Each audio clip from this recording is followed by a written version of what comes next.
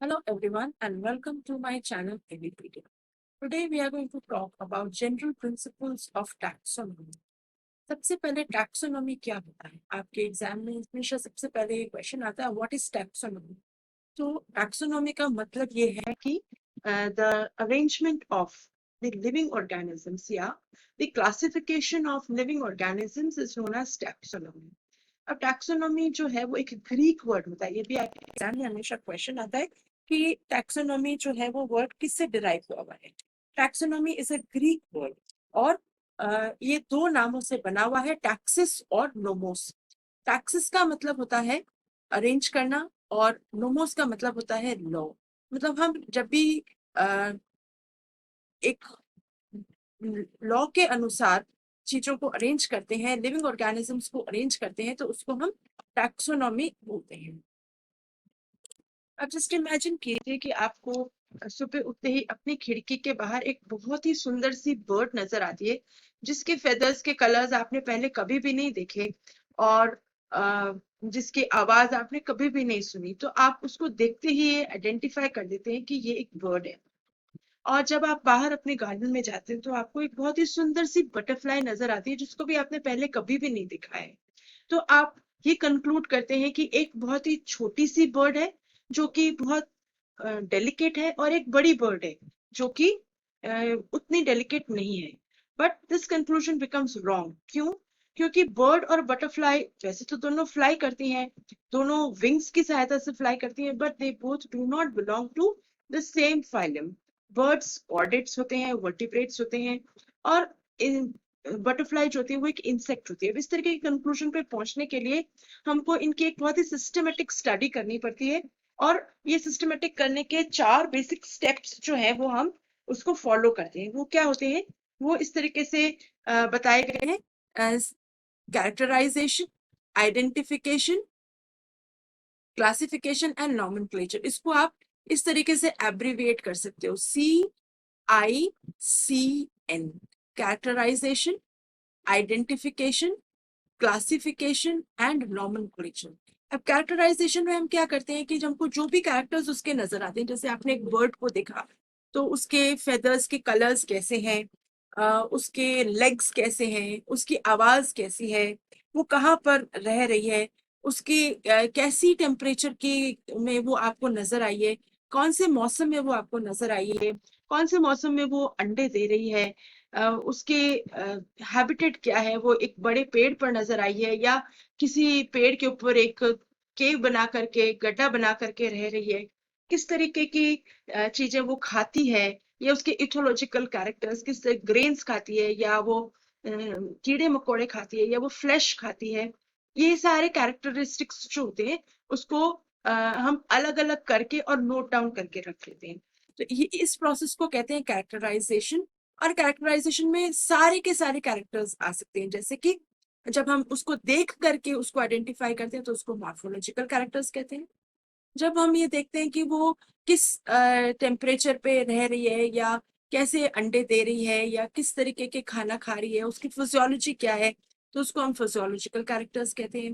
वो कैसे बिहेव करती है, कैसे मेल और फीमेल को कॉल करती है, कैसी उसकी आवाज है, तो इसको हम इकोलॉजिकल इथोलॉजिकल कैरेक्टर्स कहते हैं। वो किस तरीके की जगह पे रहती है, वो पेड़ के बड़े तने पर रहती है या नीचे ग्राउंड पर रह रही है या आपके खिड़की में रह रही है, तो ये उसकी हो जाती है हैबिट और हैबिटेट। वो ग्रास लैंड्स में पाई गई है या डेजर्ट में पाई गई है, ये उसके इकोलॉजिकल कैरेक्टर्स हो जाते हैं। और वो एक एलोपेट्रिक स्पीशीज है या सिम्पेट्रिक स्पीशीज है। अब ये चीज, इस चीज के बारे में we are going to discuss in detail in the next lecture. ये उसके जोग्राफिकल कैरेक्टर्स होते हैं। ऐसा कर देने के बाद में अब हम उसको कंपेयर करते हैं। जैसे हमने एक बटरफ्लाई को देखा और हमने एक बर्ड को देखा, अब हम इन दोनों ऑर्गेनिजम्स को कंपेयर करते हैं जो ऑलरेडी नोन बर्ड्स है उनके साथ में, कि अच्छा ये जो बर्ड है ये एक स्पैरो जैसा दिख रहा है, या एक पैरट जैसा दिख रहा है, या मोर जैसा दिख रहा है, और उसके हिसाब से हम उसको कैटेगराइज करने की या आइडेंटिफाई करने की कोशिश करते हैं। ये कर देने के बाद में अब हम उसको क्लासिफाई करते हैं। अब क्लासिफाई करना क्या होता है? क्लासिफाई करने का एक पर्टिकुलर तरीका है। क्लासिफाई करने के लिए क्या है कि एक टैक्सोनोमिक हायरार्की स्टैब्लिश की गई है। टैक्सोनॉमिक हायरार्की का मतलब होता है कि बड़े से छोटे की तरफ जाने का क्रम। और ये जो हर एक स्टेप होता है, जो सीढ़ी हम नीचे उतरते हैं, उसको कहते हैं एक टैक्सॉन। तो आपके हमेशा एग्जाम में एक क्वेश्चन आता है कि टैक्सॉन क्या होता है। तो टैक्सोनॉमी के अंदर हर एक रैंक जहां पर एनिमल्स को क्लासिफाई करके रखा जाता है, उसको टैक्सॉन कहते हैं।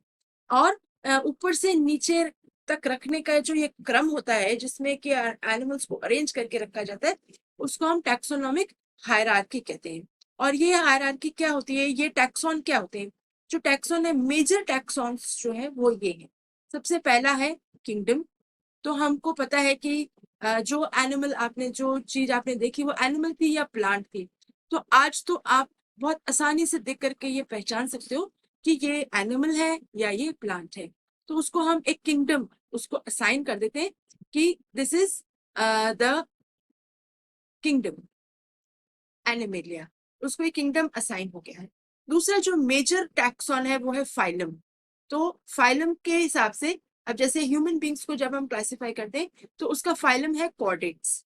फिर हम उसकी क्लास को असाइन करते हैं, वो है मैमेलिया। तो कॉर्डेट्स के कैरेक्टरिस्टिक्स क्या होते हैं कि जब ये कॉर्डेट्स के 3 पर्टिकुलर कैरेक्टरिस्टिक फीचर्स होते हैं, जैसे कि 3 prime dorsal hollow nerve cord, pharyngeal gill slits और नोटोकॉर्ड। ये जो 3 कैरेक्टरिस्टिक्स होते हैं, ये कॉर्डेट्स के पर्टिकुलर कैरेक्टरिस्टिक फीचर्स होती हैं। तो ये 3 चीजें अगर हमको नजर आती हैं तो मतलब वो कॉर्डेट्स की कैटेगरी में आती हैं। फिर हम देखते हैं उसके जो बॉडी है उसके ऊपर बाल है या नहीं है, उसके एक्सटर्नल पिन्ना है या नहीं है। तो इस तरीके के मैमेलिया के भी कुछ पर्टिकुलर कैरेक्टरिस्टिक्स डिफाइन किए गए हैं। तो अब उसको हम मैमेलिया, क्लास मैमेलिया के अंदर रख देते हैं, उसको हम एक क्लास असाइन कर देते हैं मैमेलिया। फिर प्राइमेट्स के जो भी कैरेक्टरिस्टिक्स है उसके आधार पर हम उसको ऑर्डर असाइन कर देते हैं।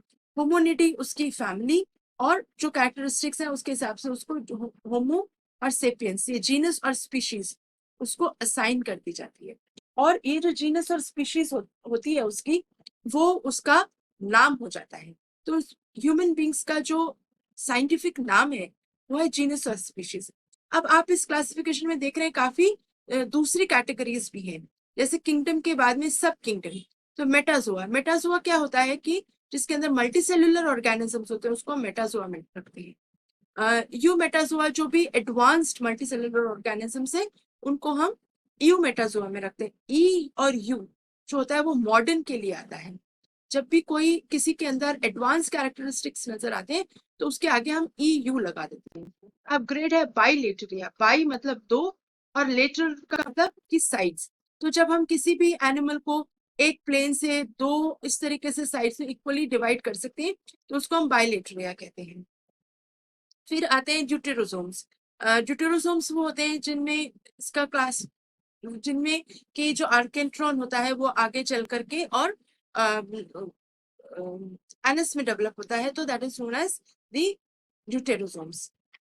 ये एक पर्टिकुलर एम्ब्रियोलॉजिकल कैरेक्टर होता है जिसके हिसाब से इसको आगे डिफाइन किया जाता है। We will describe this character in the further classes. जो नेक्स्ट डेवलपमेंट ऑफ सीलोम आएगा उसके अंदर we are going to discuss this.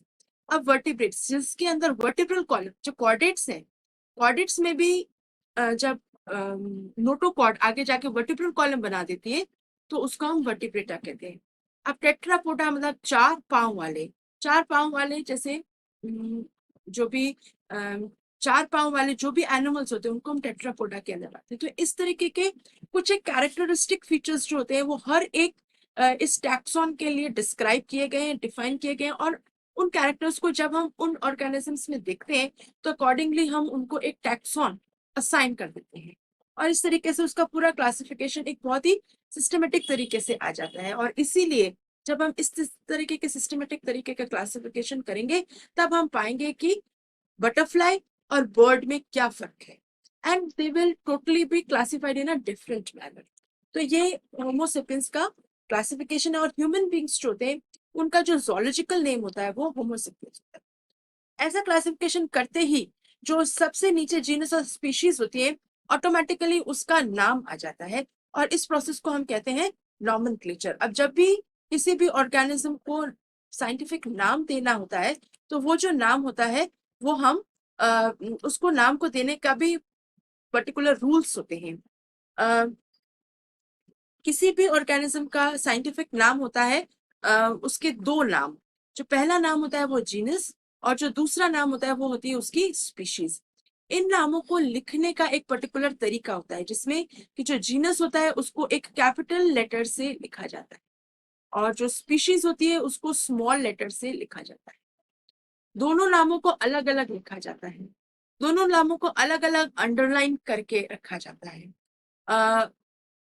Genus को पहले लिखा जाता है, स्पीशीज को बाद में लिखा जाता है। और अगर कभी किसी नाम के आगे एक और वर्ड लिखा हुआ है, जैसे LINN, तो ये यहाँ पर ही लिखा हुआ है, तो ये सिग्निफाई करता है कि किस साइंटिस्ट ने इसको डिस्कवर किया था। जैसे कैरोलस लिनियस ने इसको डिस्क्राइब किया था, तो इसको हम इसके आगे LINN लिख देते हैं। ये मैंगीफेरा इंडिका, ये दो नाम है, तो इसको हम कहते हैं बाइनोमियल नॉमेनक्लेचर।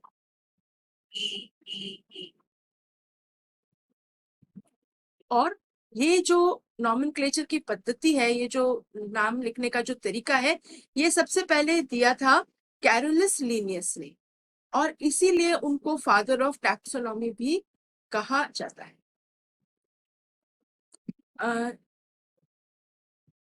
ये जो आम होता है उसका जैसे कि बॉटनिकल नेम है मैंगीफेरा इंडिका। अब जो भी प्लांट्स होते हैं उनके जो साइंटिफिक नेम होते हैं उनको हम कहते हैं बॉटनिकल नेम्स, और जो भी एनिमल्स होते हैं उनके जो साइंटिफिक नेम होते हैं उसको हम कहते हैं जोलॉजिकल नेम्स।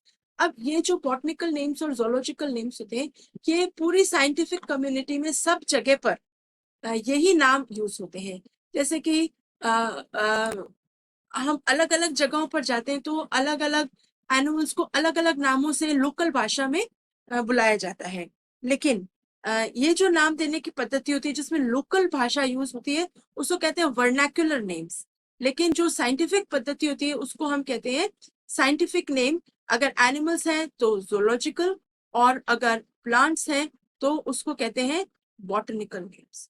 और इसी नाम से सारे साइंटिस्ट जो होते हैं वो उन एनिमल्स को उसी नाम से पहचानते हैं। ये एक यूनिवर्सल नाम देने का और सब जगह पर पढ़ाई करने का, एनिमल्स की पढ़ाई करने का एक बहुत ही सिस्टमेटिक तरीका होता है। So this was all about this lecture. Hope you liked it, and this lecture was informative for you. If you like this, do not forget to download my app Teach Biology, subscribe to my channel, and do not forget to press the link button. Thank you.